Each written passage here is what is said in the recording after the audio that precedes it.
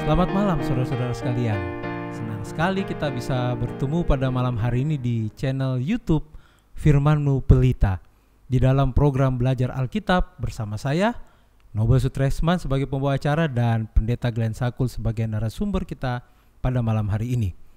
Dan sekali lagi di channel ini kita akan membahas pertanyaan-pertanyaan sehubungan dengan kerohanian, dan kita akan memperdalam akan cerita-cerita Alkitab kita belajar melalui cerita-cerita Alkitab, dan itu akan dapat kita aplikasikan di dalam kerohanian kita sehari-hari. Nah, untuk itu kami sampaikan apabila saudara ada pertanyaan-pertanyaan yang akan dibahas seputar pembahasan kita, silakan saudara email di bawah ini atau langsung live chat pada saat menonton siaran kami di YouTube. Nah, ayo pendeta, kita langsung saja masuk kepada pelajaran kita pada malam hari ini. Namun sebelumnya, saya undang saudara-saudara, mari kita berdoa. Kita berdoa. Ya. Allah Bapa yang di surga, terima kasih Tuhan untuk kesempatan yang kami dapatkan pada malam hari ini untuk sekali lagi mempelajari firman Tuhan. Hamba-Mu berdoa agar kiranya Roh Tuhan bersama-sama dengan kami di sini dan juga pemirsa yang sementara menyaksikan acara ini, sehingga acara ini mendatangkan berkat bagi kami semua. Berkati Pendeta Glenn sebagai narasumber kami ya Tuhan, karena kami bawa ini dalam nama Yesus yang sudah menjadi penebus dan juru selamat kami. Amin. Amin. Nah, judul pelajaran kita pada malam hari ini adalah Di Balik Persembahan Kain dan Habel. Menarik bukan? Ya. Di balik, ada apa di balik persembahan Kain dan Habel? Nah, saya juga sudah tidak sabar untuk mendengar pembahasan pada malam hari ini. Cerita ini bisa kita lihat di dalam kitab Kejadian 4 ayat 1 hingga ayatnya yang ke-16. Ya, sudah Nobel. Ya. Benar, cerita pelajaran malam hari ini menarik. Karena ceritanya memang hanya 16 ayat, kelihatannya sederhana, namun ada begitu banyak pelajaran yang dapat kita ambil untuk kehidupan kita. Coba kita mulai saja. Oke. Baca ayat yang pertama. Saya akan bacakan ayat yang pertama. Kejadian 4 ayat 1, kemudian manusia itu bersetubuh dengan Hawa istrinya, dan mengandunglah perempuan itu, lalu melahirkan Kain. Maka kata perempuan itu, "Oh, aku telah mendapat seorang anak laki-laki dengan pertolongan Tuhan." Nah, coba saudara Nobel perhatikan dari ayat tadi. Ya. Manusia itu bersetubuh dengan Hawa istrinya. Pertanyaannya, siapakah manusia itu? Berarti Adam. Adam, ya.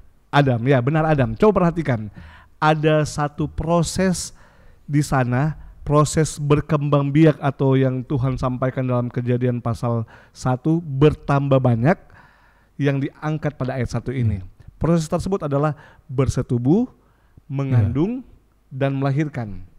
Kalau kita putar, melahirkan, mengandung, dan bersetubuh. Coba saudara Nobel buka dalam terjemahan bahasa Inggris dari ayat 1 ini. Apa yang disebutkan dalam bahasa Inggris tentang bersetubuh ini? Kalau saya baca dalam Kejadian 4 ayat 1, tapi dalam versi bahasa Inggrisnya dikatakan, King James Version ya. And Adam knew Eve his wife, and she conceived and bare Cain, and said, I have gotten a man from the Lord. Ya, coba saudara nomor perhatikan apa yang disebutkan di sana. And Adam knew Eve his wife. Oh, ternyata di dalam kata bahasa Inggris ini dia pakai kata knew ya, bukan knew atau know ya, know dalam bentuk yang pertamanya. Jadi yang saya mau tanya ke saudara Nobel ini, apa terjemahan bebas dari kata ini? And Adam knew Eve his wife. Ya, kalau kita gambarkan bahwa Adam ini lalu kemudian mengenal akan istrinya, mengenal atau mengetahui istrinya. Karena knew itu mengenal atau mengetahui ya. Betul sekali. Hawa mengandung karena Adam mengenal Hawa. Tetapi bukan sembarang mengenal, tetapi pengenalan yang sangat dalam. Nah, hubungan antara suami istri adalah suatu gambaran hubungan antara Allah dan umatnya. Hubungan antara kita dengan Allah kita. Karena dalam Alkitab disebutkan bahwa Allah adalah pengantin pria dan pengantin wanitanya adalah Kita. adalah Umatnya. umatnya. Maka hubungan yang Allah kehendaki untuk kita umatnya adalah kita mengenal Allah secara dalam. Bukan hanya kenal saja Allah kita. Tuh. Coba Saudara Nobel baca dalam Yeremia pasal 9 ayatnya yang ke-23. Oke, Yeremia 9 ayat 23 dikatakan, saya cari dulu. Yeremia 9 ayat 23. Oh, ada di sana. Beginilah firman Tuhan. Janganlah orang bijaksana bermegah karena kebijaksanaannya, janganlah orang kuat bermegah karena kekuatannya, dan janganlah orang kaya bermegah karena kekayaannya. Kira-kira apa yang disebutkan dalam ayat ini? Simple, kita jangan bermegah atau jangan sombong. Ya, jangan bermegah atau jangan sombong. Kepintaran, kebijaksanaan, kekayaan, kekuatan adalah aspek-aspek yang selalu digunakan untuk dibanggakan atau disombongkan oleh seseorang. Ayat tadi menyebutkan jangan sekali-sekali ada kesombongan atau bermegah. Bermegah diri. Ya, coba Saudara Nobel kembali baca ayat yang ke-24. Nah, Ayat 24 dari Yeremia kalau di pasal 9. Yeremia 9 ayat yang ke-24 dikatakan, tetapi siapa yang mau bermegah? Oh, ini siapa yang mau bermegah? Baiklah bermegah karena yang berikut, bahwa ia memahami dan mengenal aku, bahwa akulah Tuhan yang menunjukkan kasih setia, keadilan dan kebenaran di bumi. Sungguh semuanya itu kusukai. Demikianlah firman Tuhan. Siapa yang katakan? Firman Tuhan. Firman Tuhan. Inilah yang Allah paling inginkan kita sebagai ciptaannya, sebagai pengantin wanitanya. Apa itu? Memiliki pengenalan yang dalam terhadap Dia. Mengenal aku. Mengenal Allah secara dalam. Betul. Kalau kita memang katanya mau bermegah, Ya. bermegahlah karena kita mengenal Allah kita. Jangan bermegah karena kita punya harta, kekuatan kita, atau kepintaran kita. Yang Allah sangat inginkan umatnya hidupkan adalah mengenal Allah. Seberapa kenalkah kita akan Allah kita? Coba mari kita lanjutkan dalam cerita Kejadian pasalnya yang keempat. Baik, mari kita lanjutkan dalam Kejadian 4 ayat 2, saudara-saudara. Selanjutnya, jadi tadi Adam mengenal Hawa, ini selanjutnya. Selanjutnya dilahirkannya lah Habel, adik Kain, dan Habel menjadi gembala kambing domba. Kain menjadi petani. Saya lanjutkan lagi ya. Ayatnya yang ketiga. Iya, ayat yang ketiga. Setelah beberapa waktu lamanya, maka Kain mempersembahkan sebagian dari hasil tanah itu kepada Tuhan sebagai korban persembahan. Habel juga mempersembahkan korban persembahan dari anak sulung kambing dombanya, yakni lemak-lemaknya. Maka Tuhan mengindahkan Habel dan korban persembahannya itu. Ayat 5. Tapi Kain dan korban persembahannya tidak diindahkannya, lalu hati Kain menjadi sangat panas dan mukanya menjadi muram. Nah, ini pertanyaannya pendeta. Ini dua orang ini kan mempersembahkan persembahan. Tetapi mengapa persembahan Kain ini tidak diterima oleh Tuhan? Persembahan Kain tidak diindahkan. Ada ya persembahan yang tidak diterima. Ini memang menarik karena inilah yang menjadi topik kita malam hari ini, di balik persembahan Kain dan Habel. Apa pekerjaannya Kain yang disebutkan dalam ayat tadi? Nah, Kain itu adalah seorang petani. Dan Habel adalah seorang gembala kambing domba. Ya. Pertanyaan saya selanjutnya untuk saudara-saudara yang di rumah dan juga saudara Nobel pada saat ini, apakah ketika Kain mempersembahkan hasil taninya, hasil panennya, ia memberikan hasil yang jelek, ia memberikan persembahan yang jelek atau persembahan yang rusak? Oh, tidak. Pasti yang terbaik. Ya, pasti persembahan yang diberikan oleh Kain kepada Tuhan pada saat itu adalah persembahan yang terbaik. Ya. Pasti ia datang dengan gandum yang terbaik, ia datang dengan anggur yang terbaik, pisang yang terbaik, dan segala panen yang terbaik itulah yang ia bawa kepada Tuhan. Lalu ini kan kita cerita sudah yang terbaik ini, Ya. ya. Tapi sudah yang terbaik, ya seperti kita ini, apalah kita ya, kita juga datang membawa persembahan kita yang terbaik juga kan.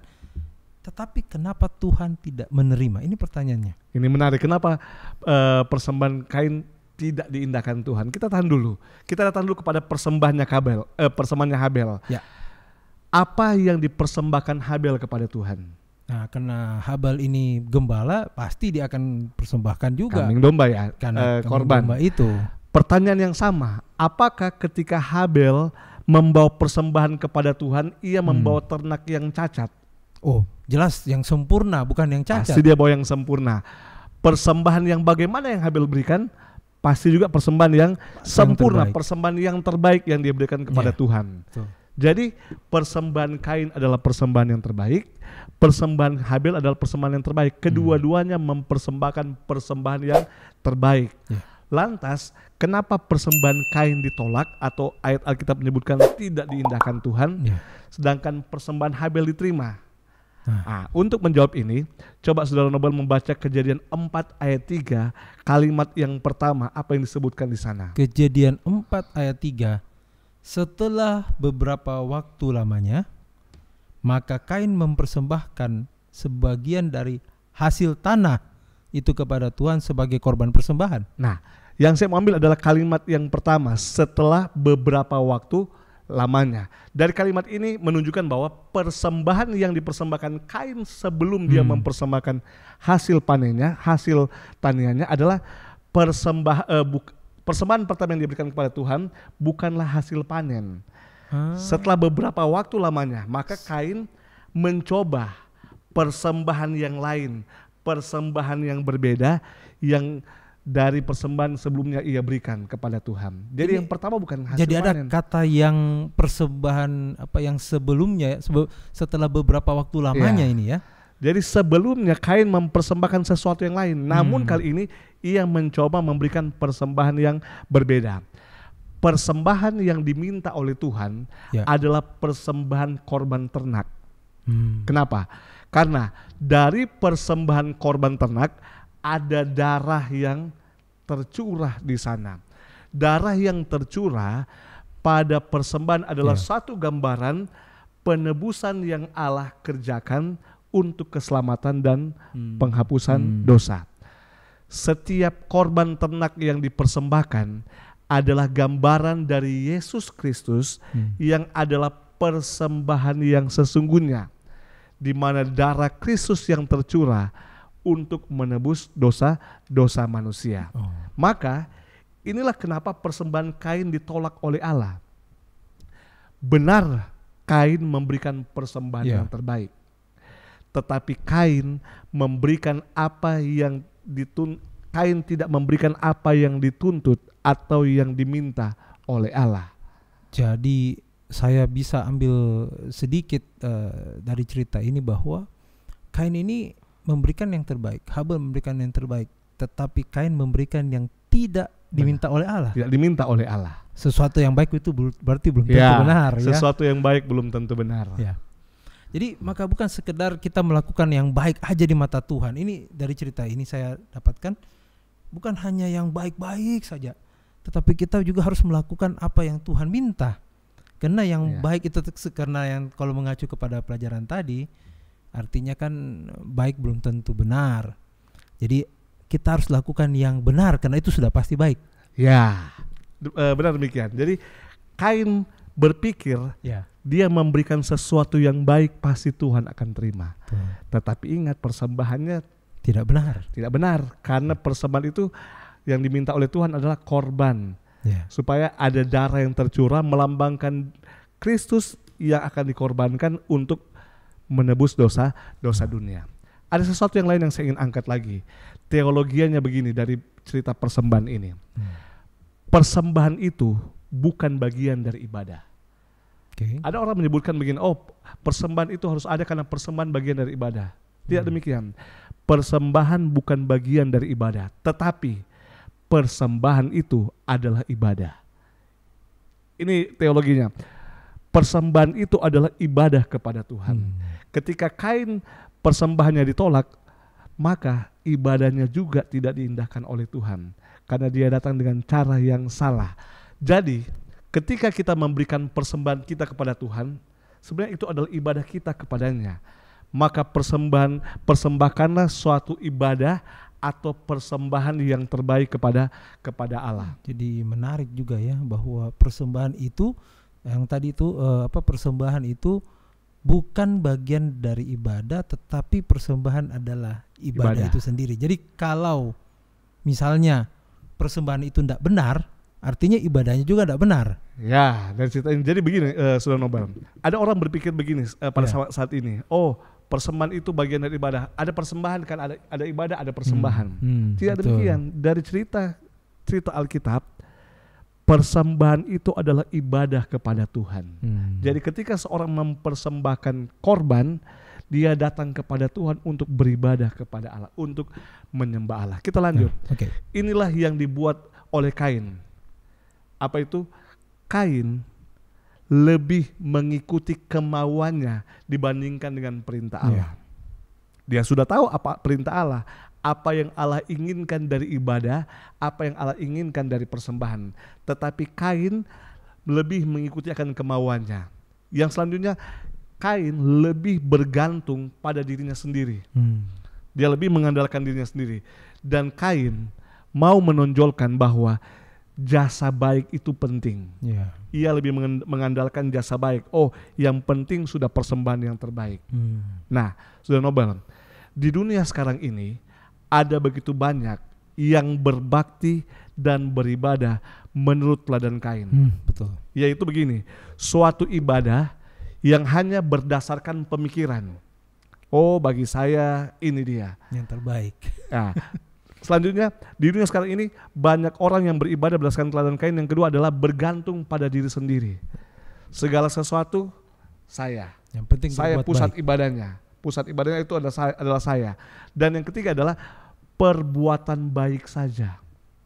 Oh, kenapa tidak pergi beribadah? Yang penting saya sudah beramal, saya sudah berbuat baik.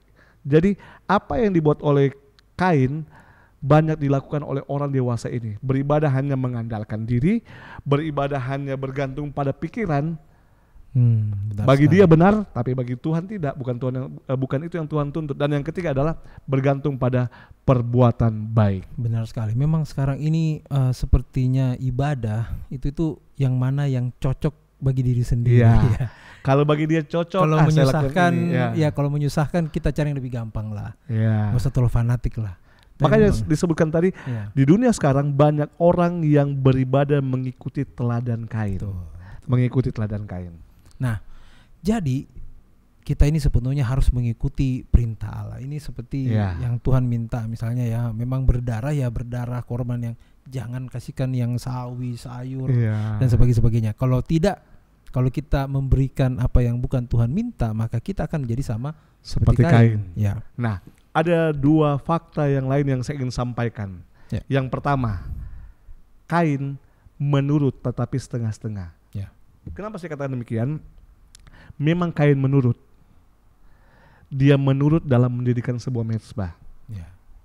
Kain menurut dalam membawa persembahan. Tetapi dia tidak menurut dalam melakukan apa yang Allah minta atau apa yang Allah kehendaki. Jadi fakta yang pertama yang saya ingin sampaikan adalah penurutan Kain adalah penurutan yang setengah-setengah. Benar dia siapkan mezbah, benar di mezbah itu ada persembahan, namun persembahan itu bukan apa yang Tuhan inginkan. Yang kedua, fakta yang kedua tentang Kain adalah setelah melihat persembahan kakaknya Habel, ketika dia melihat persembahan kakaknya tidak diindahkan, Habel sebagai adik dia datang kepada saudaranya itu. Dia menghampiri Kain dan mengajak Kain untuk melakukan apa yang Tuhan inginkan. Tetapi bujukan Habel itu ditolak oleh Kain. Bujukan adiknya itu ditolak oleh kakaknya. Kenapa? Karena dia merasa saya ini anak sulung. Ia merasa ia lebih tinggi untuk menerima nasihat daripada saudaranya. Dia merasa, kenapa kok adik mau nasihati saya? Makanya dia tolak akan panggilan adiknya Habel untuk melakukan apa yang Allah inginkan. Kain, dan ketika dia menolak, disebutkan Kain menjadi lebih nekat untuk mengikuti kemauannya sendiri. Dia seperti lebih tertantang. Tertantang, kenapa mentang-mentang diterima, kenapa kau mau jaga saya? Jadi dia seperti lebih tertantang untuk melakukan kemauannya sendiri.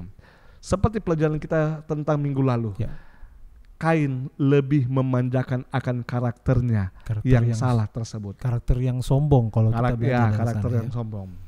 Menarik sekali pelajaran kita pada malam hari ini. Nah, ini saya ada pertanyaan ini pendeta. Jadi tadi persembahan Habel diterima, persembahan Kain tidak diterima. Namun kan kalau kita baca seterusnya sepertinya berat sekali pelanggaran Kain ini. Apakah Tuhan tidak mau mengampuni akan Kain ini? Ya, benar sekali. Kalau kita mau lihat selanjutnya, sepertinya apa yang dibuat oleh Kain ini terlalu jahat, terlalu besar, terlalu seperti orang berpikir, apakah benar-benar Tuhan akan dapat mengampuni akan kesalahan ini? Jadi hanya dengan pertama persembahan yang salah, kedua membunuh ya.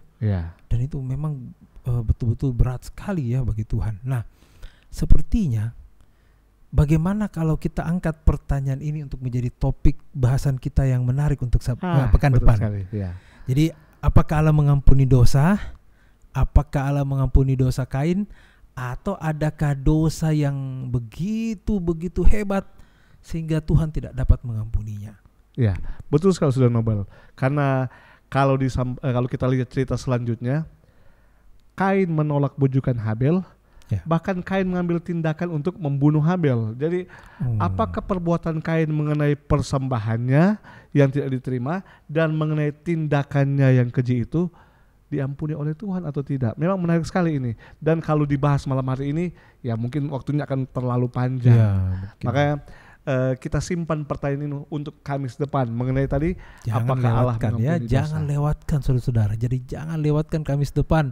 Jangan lewatkan kalau kita membahas lagi lebih dalam lagi. Yang menariknya ini, adakah dosa yang tidak dapat diampuni oleh Allah? Ini menarik untuk Kamis depan. Kan Allah itu kasih kan? Ya, kita seperti kita bicarakan pada minggu yang lalu. Allah itu kasih, tetapi ada dosa yang tidak bisa diampuni. Itu pembahasan untuk Kamis saudara depan. Harus jangan lewatkan ini pembahasan ini. Baik saudara-saudara, jadi inilah pelajaran kita pada malam hari ini.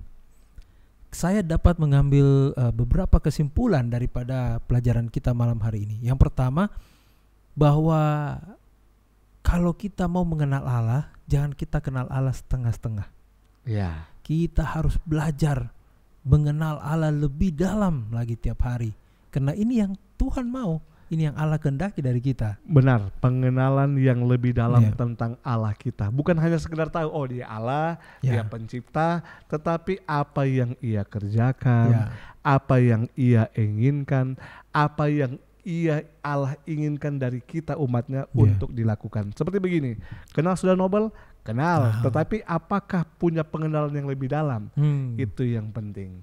Pengenalan yang lebih dalam akan Allah kita. Jadi tidak hanya sekedar mengenal. Yang kedua, ketika kita memberikan bukan hanya yang terbaik, artinya harus yang terbaik, tapi bukan hanya yang terbaik, tetapi yang harus sesuai dengan kehendak Tuhan. Karena kadang orang berpikir sudah berikan yang terbaik, saya sudah melakukan semua yang terbaik, tetapi apakah itu benar atau tidak? Karena begini Saudara Nobel, banyak sekali denominasi, banyak sekali ajaran yang mengatakan yang paling benar, padahal Kristus kita, Tuhan kita cuma satu. Makanya banyak orang mengatakan kami datang dengan sesuatu ibadah yang terbaik, tetapi apakah yang dibuat itu sesuai dengan apa yang Allah inginkan? Inilah kita belajar di balik persembahan Kain dan Habel. Karena terkadang ibadah itu kita melihat kalau saya pribadi saya melihat sesuatu yang gampang saja. Kelihatan mudah ya. Harus yang cocok buat kita. Ya kan? Kalau kita lihat dia banyak ibadah kan kalau terlalu banyak peraturannya, saya malas mendingan saya cari yang pokoknya kan Allah itu kasih gitu ya. Kenapa kita harus capek-capek cari yang susah-susah, sedangkan kan Tuhan itu sayang. Marilah kita beribadah dengan kemampuan kita masing-masing. Sama seperti sampaikan begini, gambaran hubungan antara Allah dan kita umatnya adalah gambaran hubungan antara pengantin laki-laki pria dan pengantin wanita, antara suami dan istri.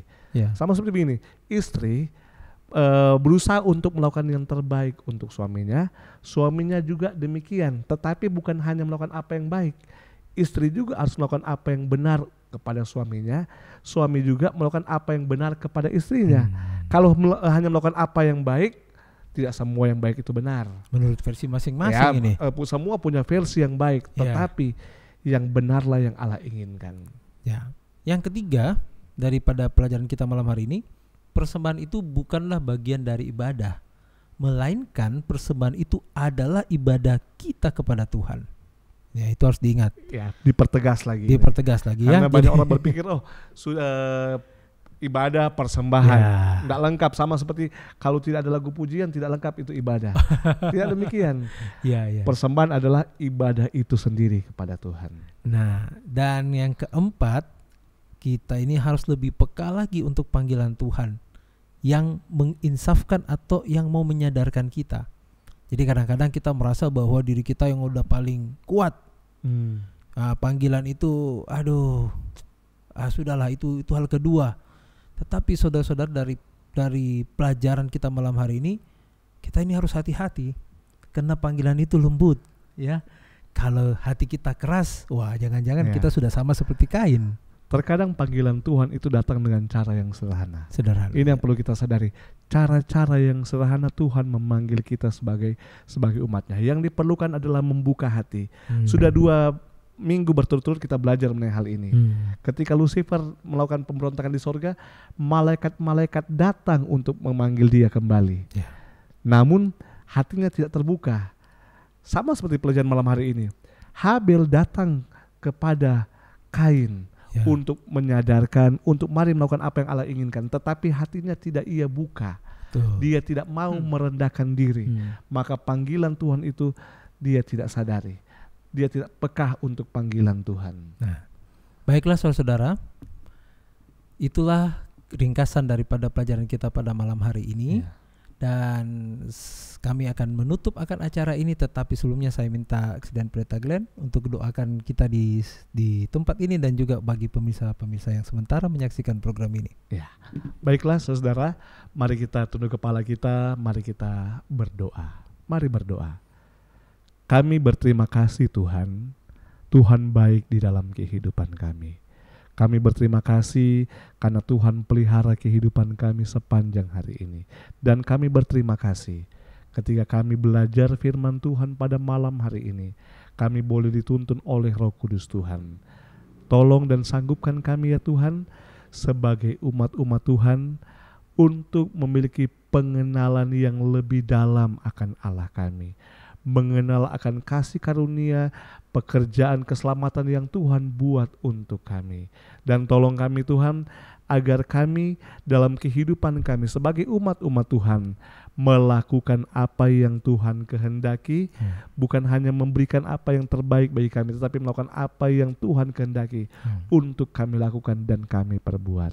Dan tolong kami Tuhan, agar kami membuka hati kami untuk tetap peka dan sadar akan panggilan-panggilan Tuhan yang untuk menginsafkan dan untuk menyadarkan kehidupan kami. Hamba berdoa, diberkatilah pemirsa saudara kami yang menyaksikan akan siaran ini, kiranya merasakan berkat-berkat dari pelajaran Alkitab yang kami telah bahas pada malam hari ini. Terima kasih karena Tuhan baik.